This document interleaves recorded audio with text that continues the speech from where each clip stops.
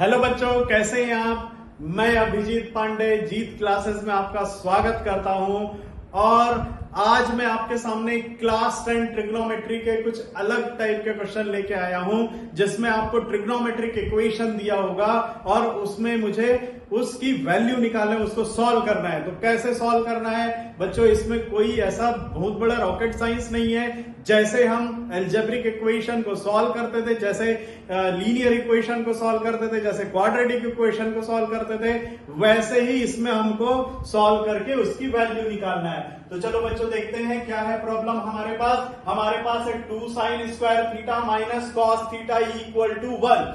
ठीक, तो सबसे फर्स्ट चीज आप याद करोगे, कभी भी इस टाइप का इक्वेशन हो जहां पे दो अलग अलग रेशियो हो तो हमको क्या करना चाहिए बच्चों, सबसे पहले उसको एक ही टर्म में लेके आना है। तो मैं यहां क्या करूंगा, साइन स्क्वायर थीटा को कॉस में चेंज कर दूंगा। तो कैसे चेंज करूंगा, मुझे पता है कि इसकी आइडेंटिटी क्या होती है। ट्रिग्नोमेट्री आइडेंटिटी हमने पढ़ा था, जो होता था sine square theta plus cos square theta equal to 1। जहां पे मैं कॉस स्क्वायर थीटा को ट्रांसपोज करता था तो मेरी वैल्यू आती थी sine square theta equal to 1 minus cos square theta. तो चलो बच्चों मैं यहां पे वही करता हूं, तो मेरे पास आ जाएगा यहां पे 2 into 1 minus cos square theta, 1 minus cos square theta minus cos theta equal to 1 आ जाता है।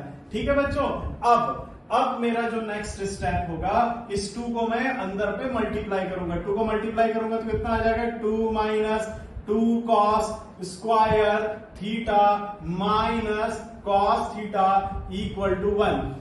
ठीक, तो अब क्या करना है हमको, हम इसमें ये जितनी भी चीजें हैं सबको उठा के ट्रांसपोज कर देंगे राइट हैंड साइड तरफ। जैसे ही हम राइट हैंड साइड में ट्रांसपोज करेंगे तो हमारे पास बच्चों क्या आ जाएगा, ये आ जाएगा हमारे पास 0 इक्वल टू 1 माइनस 2 और plus 2 cos square theta plus cos theta equal to 0।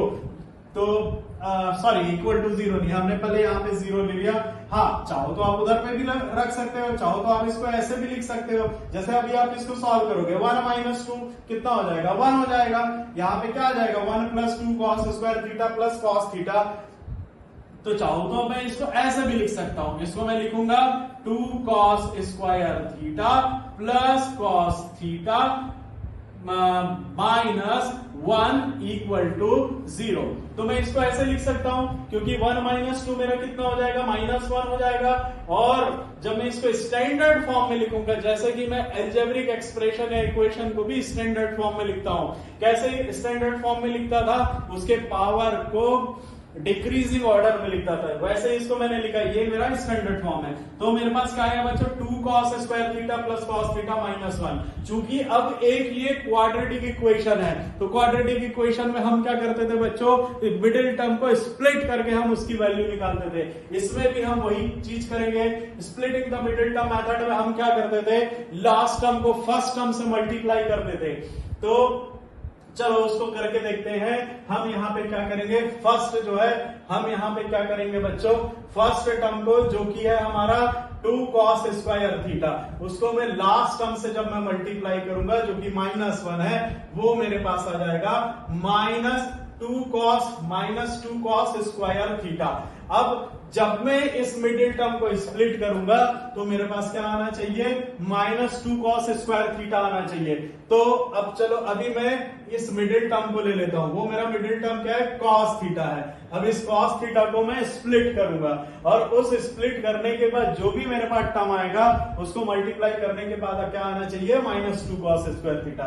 ठीक है, कॉस थीटा को अभी मैं कैसे लिख सकता हूं, चाहूं तो मैं इसको ऐसे लिख सकता हूं, 2 cos theta minus cos theta. हाँ, तो अब आप इन दोनों को जब आप मल्टीप्लाई करोगे, ये दोनों को जब आप मल्टीप्लाई करोगे तो आपके पास फाइनली क्या आ जाएगा, यही -2 कॉस स्क्वायर थीटा आ जाएगा।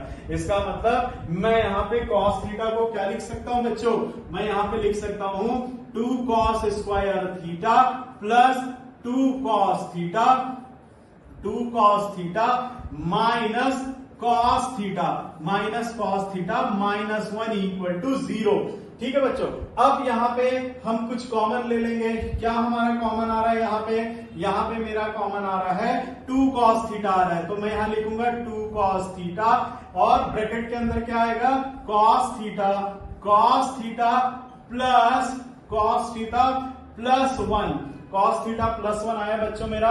और अब यहाँ क्या आ जाएगा मेरे पास, अब चूंकि माइनस cos थीटा माइनस 1 है। देखो बच्चों इसमें क्या होता है, जैसे मैं यहाँ पे कॉमन लिया तो मेरे पास क्या आ गया, अंदर में cos थीटा प्लस 1 आया है। तो मुझे यहाँ पे भी ऐसे कोई चीजें हमको ऐसे कॉमन निकालना है कि हमारे पास जो इसमें जो आएगा मल्टीपल के फॉर्म में cos थीटा प्लस 1 आना चाहिए। तो यहाँ पे मैं क्या ले लूंगा बच्चों, -1 ले लूंगा। और जब मैं -1 लूंगा तो मेरे पास ब्रैकेट में क्या बचेगा बच्चों, cos थीटा प्लस 1 बचेगा इक्वल टू 0। तो बच्चों हमेशा एक चीज ध्यान रखना, कभी भी जब आप मिडिल टर्म को जब आप स्प्लिट करते हैं तो यहां जब आप कॉमन लेते हैं तो ये दोनों टर्म जो होते हैं वो सेम आते हैं, और जहां पे सेम आ गया है इसका मतलब मैं करेक्ट कर रहा हूं। चलो अभी क्या करूंगा, अब यहां से अब जो भी कॉमन आया है अभी एक और कॉमन ले लेंगे हम। क्या कॉमन आएगा, यहां पे मेरा कॉमन आ जाएगा cos थीटा प्लस 1 आपका कॉमन आएगा, cos थीटा प्लस 1 आपका कॉमन आएगा। और यहां जब cos थीटा प्लस 1 कॉमन लोगे तो यहां पे क्या आ जाएगा 2 cos थीटा और -1 बचेगा। तो यहां पे आपके पास बचेगा 2 cos थीटा -1 बचेगा इक्वल टू 0।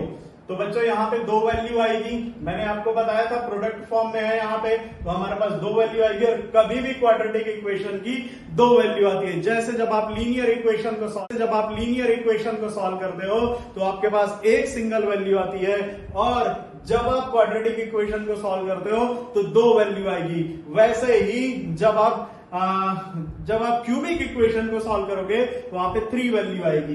तो बच्चों चलो इसको अब अलग अलग पार्ट में हम इसको सॉल्व करते हैं। तो यहां पे क्या आ जाएगा बच्चों, cos theta plus 1 equal to 0।